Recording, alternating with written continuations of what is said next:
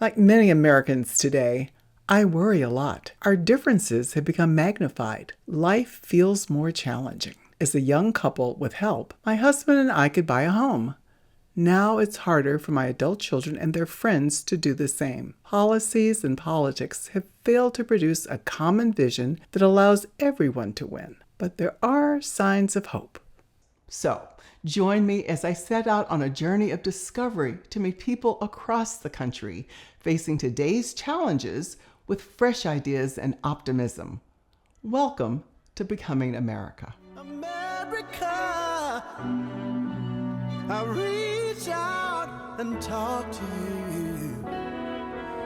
If we could see each other, I wanna know, wanna know, wanna know.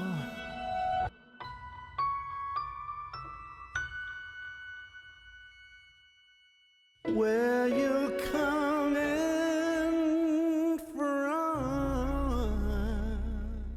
The funding of this program is made possible by the Ford Foundation, the California Wellness Foundation, and Woodcock Foundation. Now, many people associate America with the ideals of freedom, equality, and opportunity. But the fact is, those goals have been and still are works in progress. And that's because people are themselves works in progress. Well, the point is, if our values are worthy, to never give up on our goals. I turn to the words of my friend and colleague, the late Pastor James Lawson. Martin Luther King called Jim the leading nonviolent theorist in the world. I was the producer and co-host of his national live talk show for over a decade. Jim described our national dilemma this way. The spiritual poisons that hurt us today: racism, sexism, violence, and plantation capitalism. Jim believed in the power of nonviolence, dialogue, and personal transformation to overcome these poisons. He said we should turn to the preamble to the Declaration of Independence for inspiration. We hold these truths to be self-evident. We don't have a national program that emphasizes that, period. And you can't get it without some major forms of teaching and conversation. You can get it in the poetry of the human race, in the literature, in the scriptures, it's there, but that has to be translated into every contemporary generation.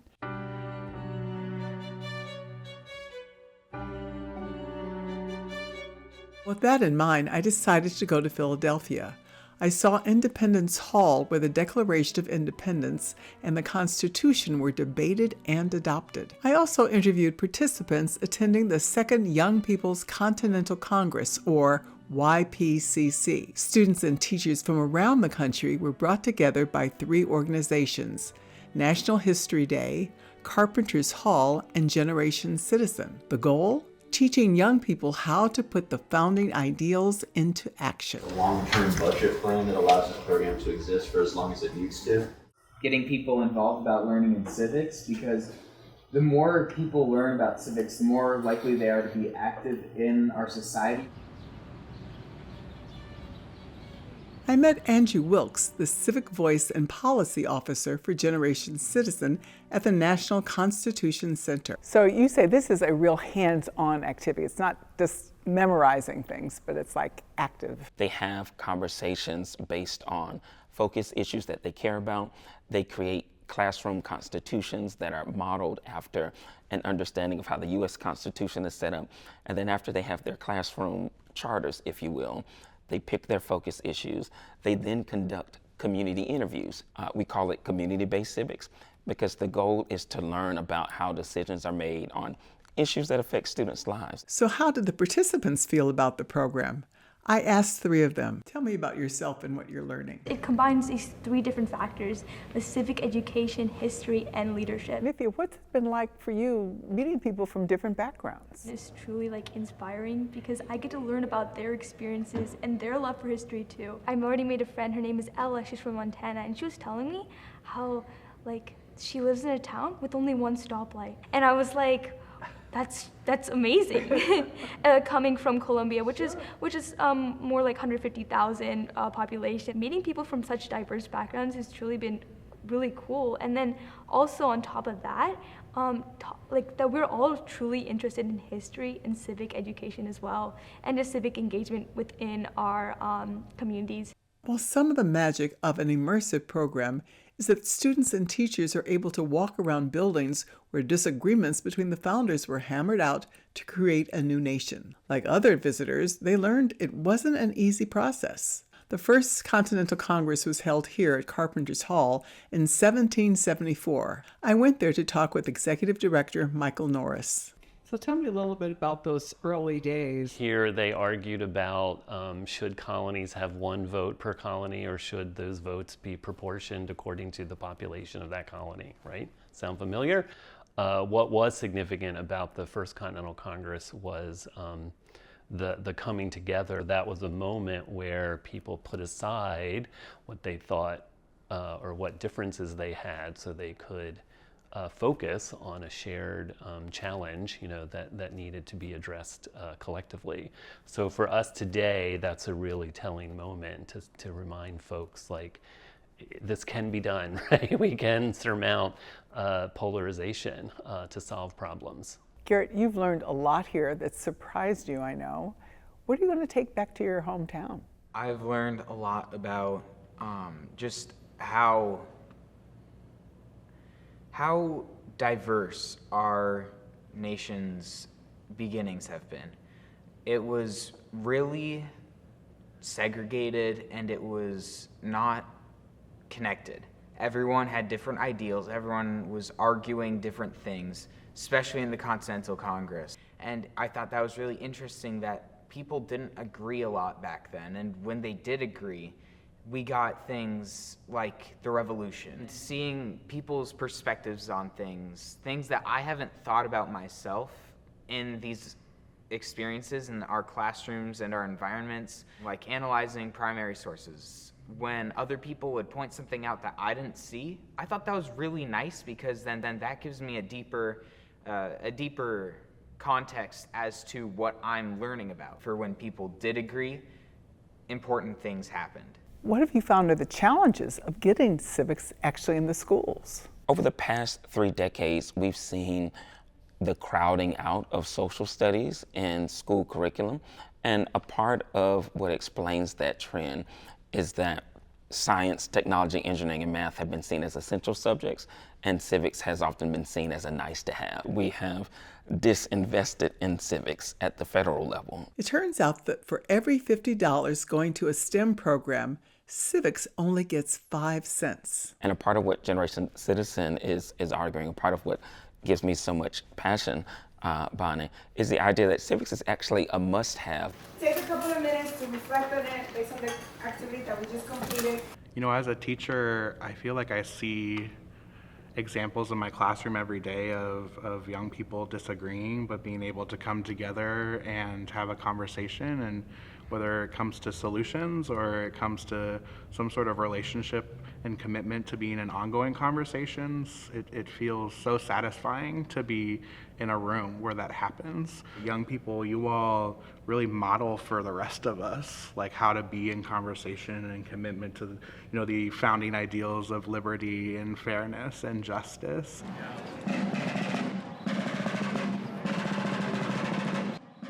At the end of the second Young People's Continental Congress, students work with teachers to create their own Declaration of Aspirations, affirming by its title that our core values are goals we can work towards together.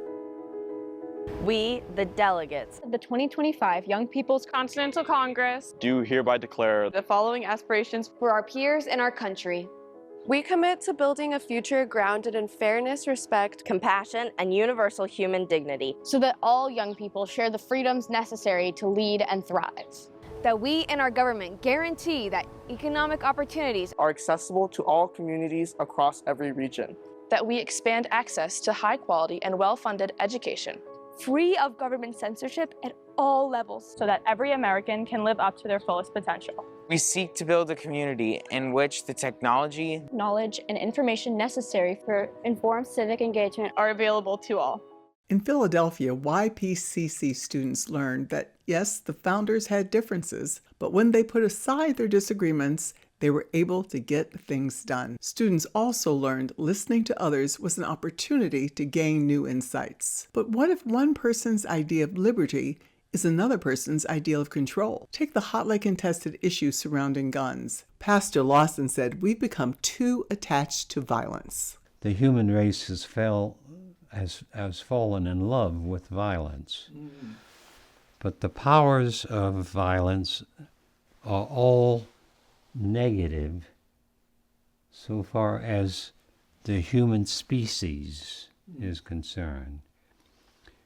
It destroys in order to manage, control, dominate.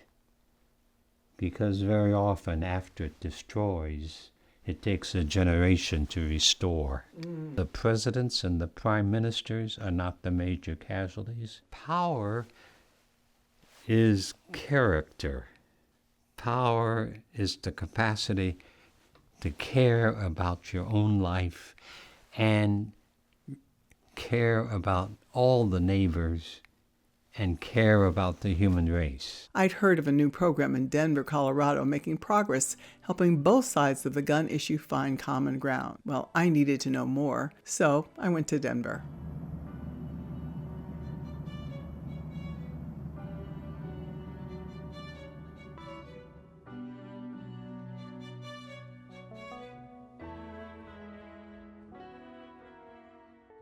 At the University of Colorado Medical School, I met Amanda Wilcox. Amanda is an advisor to the Firearms Injury Prevention Initiative, or FIPI. Her 19-year-old daughter, Laura, was shot and killed by a mentally disturbed man when the family lived in rural Northern California. So she's the oldest of my 3 kids. She had incredible organization skills, discipline, and energy. She also had, I would say beyond her years, a sense of respect and justice and kindness. At the time of the shooting, Laura was working as a receptionist with the County Department of Behavioral Health during a school break. A client came in for an appointment and pulled out a gun and opened fire. And he shot her 4 times at point blank range. We lived on 20 acres outside of town, and I didn't have the radio on or anything. And a friend of Laura's called me about 2 that afternoon and said, "Did you hear about the shooting in Nevada County?" I said, "What shooting?" And I thought, "Well, Emma, that's where isn't that where the health department is? That's where Laura's working." So I spent the afternoon calling every 20 minutes. And every time they told me they didn't have information, my husband came home, and by this point I felt I wanted to know. I yelled out, "What happened to Laura? What happened to Laura?" And my husband lifted his head from the phone and said, "Laura was killed."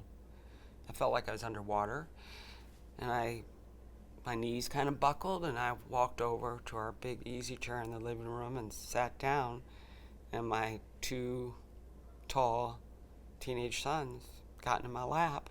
We're all stunned, and life as we knew it was over. Well, Amanda turned her grief into activism. She and her husband helped pass 80 firearm injury prevention laws. This included a red flag law giving family members and officers permission to ask that a gun be removed from the home of a person in danger of causing harm to themselves or others. Amanda's heartbreaking story is in sharp contrast to her fellow FIPI advisor, Edgar Atillion. He is the CEO of an organization called Guns for Everyone. My parents immigrated here from Mexico illegally back in the 80s. So it's the stereotypical Mexican upbringing. Guns were actually not a part of our family. The gun ownership came later in my life. And what prompted it later in life? That's when I found that this very basic tool represents freedom. It keeps me free from the bad guy. It keeps my autonomy from the government on the extreme side. Right? You think back 1776, and it represents that freedom. and us being a sovereign nation. Tell me about how you see this in terms of your overall mission. We want to provide a place for all people to get training. That's it. Self-defense training should be for everyone. Everybody has the natural right to defend themselves. So we provide a space for humans to just get training and information about responsible gun ownership. One of the most controversial things about us, there's plenty of controversy with us, but one of the most controversial things about us is our name. Guns for Everyone. Oh, yeah. Our name stems from this idea that the government shouldn't decide who gets a gun. That doesn't mean we actually believe literally everyone should own a gun. There's been plenty of students who I've told, you are more dangerous with the gun than without the gun. There's a lot of humans who are not healed yet and have a lot of trauma from their past that are way too emotional to carry a firearm. Edgar and Amanda were brought together by Dr. Emmy Betz. She is an ER doctor at the medical school and the founding director of the Firearms Injury Prevention Initiative. I've lost family members myself to firearm suicide, and so I started to realize the connection between firearm access and suicide risk, and realized in the ER that was something I could really help people with. If I could figure out how to talk with my patients in a respectful, effective way to help them make their homes a little bit safer. How does America compare to other highly industrialized countries with firearms? We know firearms are the leading cause of death in kids and teens in the United States right now, and that's been true for a few years. So I think firearm-involved injury and death, whether it's from homicide, from suicide, from mass shootings, it's a huge problem in this country. When we first set up our work, we really wanted an advisory committee, really to help us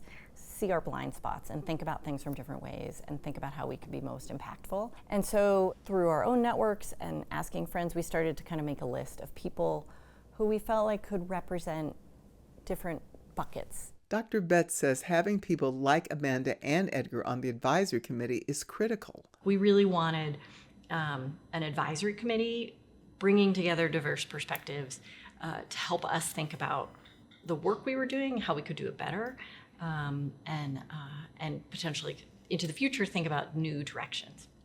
Edgar and Amanda, you've been working together for a while.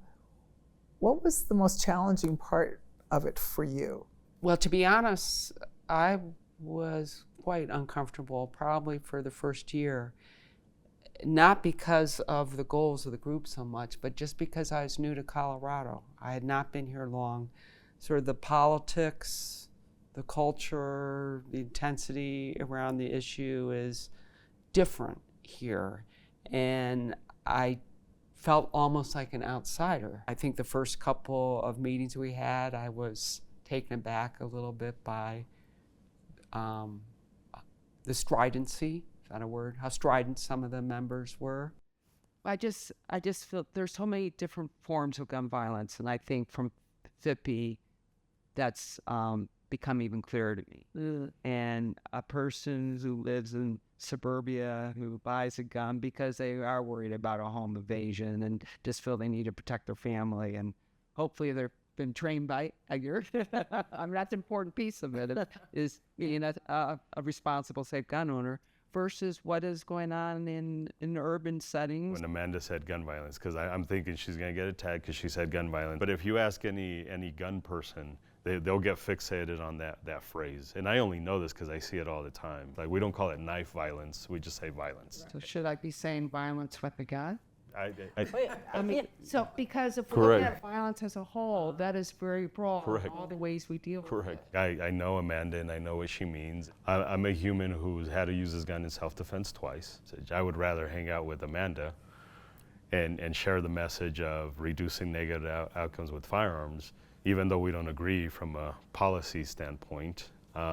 We agree on how to look at stuff from a different perspective. And this is why it's important to talk to people you don't agree with. Well, Amanda and Edgar say fear, whether real or imagined, can be a driver of gun ownership. So a lot of people come to the classes thinking, I seen the 5 o'clock news, and it seems like Denver's getting more dangerous, or the world's getting more dangerous, or what have you, so now I need a gun. Until you break down the reality of you being attacked is actually pretty minimal. And once you understand it and you can break it down and get to the root cause of it, then we understand why you're afraid. Because we do see a lot of people come to the classes and don't end up buying a gun. No, statistics aren't persuasive, but I know that suicide is going to be more likely by someone in my home if there's a firearm in it. And in general, when you add guns to a domestic violence situation, there's more likely going to be a fatality, and school shooters get their gun from the home. So in my mind, there's such a risk versus a perceived benefit that many people have. And I've asked myself, well, if someone comes to my home, would I be willing to shoot someone? If someone wants to steal my TV, I wouldn't be willing to shoot someone over a television. If someone's coming to hurt me, that seems unlikely in my situation. I don't believe I have enemies. And so to me, it's such a small risk that I wouldn't want the risk of a gun in the home. That's where I land on it. But I know people with a lot of fear where they have a gun in every room. I'm a human who's had to use his gun in self-defense twice. So for me, that's very real. And I need to understand humans like Amanda, where they're coming from, who say, I don't ever think I'll ever need a gun. Like, that's what I thought too. I never thought I'd ever use my firearm, and then whammo, twice. Which is rare, which is very rare. Like, if anybody should have this paranoia fear about getting attacked, like I've needed to use it twice in my life. Just because I agree with you on guns and gun politics doesn't necessarily mean I share the same message with you. So Amanda, when you've been out in the world among your friends and whatnot, have you been able to share this kind of maybe new insights that you've had because of being a part of this organization? So a lot of the conversations I had in my rural county where I live with gun owners who thought they disagreed with me, and friends and people I respected, I came away from that some ways the bigger difference wasn't about policy or specific law. It was the role of fear that we had in our lives. When you look at the landscape of what's happening in America currently, how do you feel about what's going on? The past probably 5 to 10 years have seen really remarkable growth in this sort of collaborative approach of really doing firearm injury prevention with the firearms community, with firearm owners, with the industry, with businesses. It took time to build that trust, and there's really exciting work happening now. There's not one law that's going to fix things. How we prevent suicide is sometimes different from how we prevent gang-related community violence or mass shootings or unintentional accidents at home. It's going to take nuanced, different approaches for each of those, and that's okay. For their part, Amanda and Edgar say while they may not always agree, they both want to understand each other better. And that willingness to understand is the beginning. Well, now there was one thing I was curious about. How are the people I'd interviewed in Philadelphia able to take home the lessons they'd learned? So I decided to set up a Zoom call and ask each one. It was this life-changing experience. It made Civics feel more real. And not only was it the buildings, but it was also the people, meeting all of these diverse people around me. Through that program, we created the Declaration of Aspirations.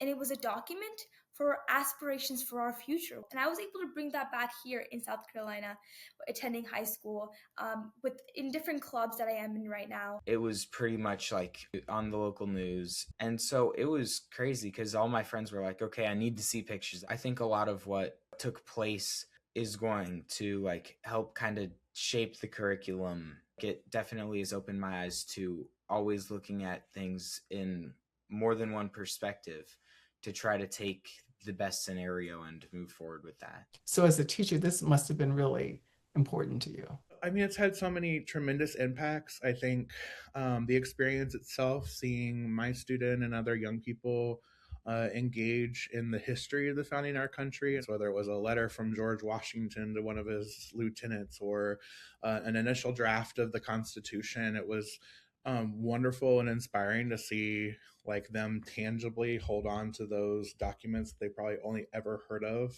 that probably sounded almost like imaginary. And just as a teacher, I came away with that with like lots of ideas around how can I bring in those types of documents or those types like of hands-on real world experiences into my classroom to get my students back in Kansas City just as excited. Well, my experience with people in Philadelphia and Denver having courageous conversations reminded me of Pastor Lawson's words. The nation as a whole must always know that there's a growing group of human beings that are using the power of life, love, to help our country come closer to the justice and the community that we crave. Well, after returning home, I began to think about how holding honest dialogue really expands our own humanity. And then I picked up a book, The Origin of Man's Ethical Behavior, by a scientist, Ernest Everett Just, who was also a distant relative of mine. I wondered, could his ideas about ethics and life be another key to becoming America? Join us on our next edition.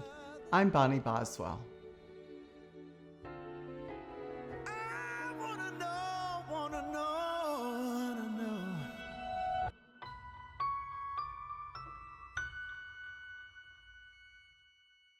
Where you coming from?